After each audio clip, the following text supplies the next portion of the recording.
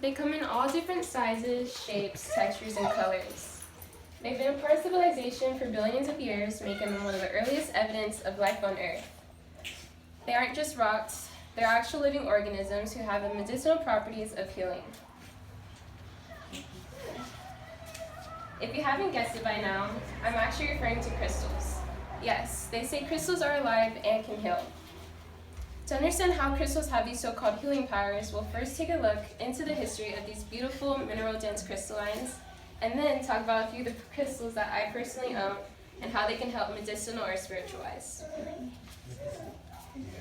CrystalAge.com teaches us that crystals come back to the days of the ancient Sumerians, who would use crystals when making their magic potions. The ancient Egyptians would use a few pieces for their jewelry, like emerald, turquoise, or carnelian, to name a few. Fun fact, the word crystal was a word given by the ancient Greeks, derived from ice, believing that crystals, the most powerful one, the clear quartz, was made out of water being frozen completely and fully, that will never return back to its liquid state, remaining a solid forever.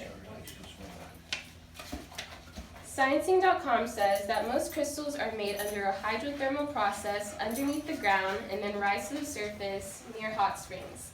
You can also find them at earthquake fault zones or volcanic mountainous tubes, where you'll find the most colorful ones at. But if you're not down to go on a wild adventure searching for crystals, then you can find them at your local metaphysical shop or Etsy or Amazon. I trust Etsy more personally when searching for crystals because I get better vibes from them than I would Amazon, just because the people at Etsy normally have their own shop in the state that they live in where they sell more than just crystals. It is very important to make sure you cleanse and charge your crystals every chance you get. Cleansing helps to get rid of any negative energy that your crystals may have taken in around you. Charging lets your crystals know what purpose it is that you want them to fulfill so that they can better accommodate you. You can cleanse your crystals with a few different methods. All the cleansing methods are natural. Like one of my favorites, which is setting your crystals out in the sun or the moonlight rays for 24 hours. You have to be careful as some crystals will get damaged by the sun rays, like amethyst, citron, opal, or fluorite, to name a few. With the moonlight, I like to take my babies out on a waning gibbous or a full moon night because that's when the energy is at its highest peak. To cleanse a crystal with salt, you can use any type of salt, but if you just so happen to have, which is the best one, is pink Himalayan salt. All you do is get a bowl, you fill it up with pink salt, you submerge your crystals, and you let them stay there for about a couple hours or overnight.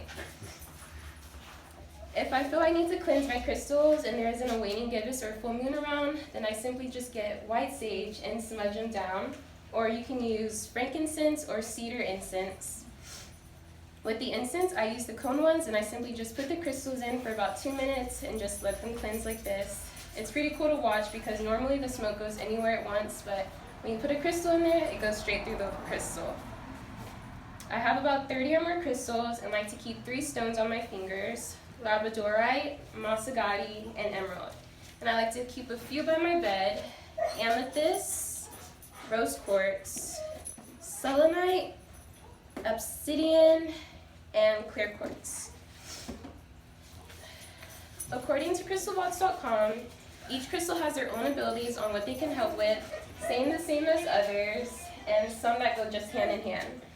Labradorite is for self-discovery and awakening one's intuition abilities. Masagati is a stone of new beginnings, and emerald is the stone of hope and prophecy. Amethyst is known to cure insomnia and nightmares. Clear quartz, being the most powerful one of all, can help with any condition. It amplifies any intention or energy. Selenite is used for protection and good luck and can charge any of the crystals. Rose quartz is known as the love stone. It restores trust and harmony in relationships and encourages unconditional love. And last but not least, of my favorite stones is obsidian. It's known to form a protective shield around you to keep any negative energy away from you. This one helps with my depression and when I feel an anxiety attack coming on, which normally happens when we're around a bunch of people whose energies that I'm not familiar with. Like this one time, I thought I was ready to go to a party or get together with one of my friends a couple months after River was born. It didn't go so well, and I ended up having an anxiety attack, and I just wanted to cuddle with River and my obsidian in my hand.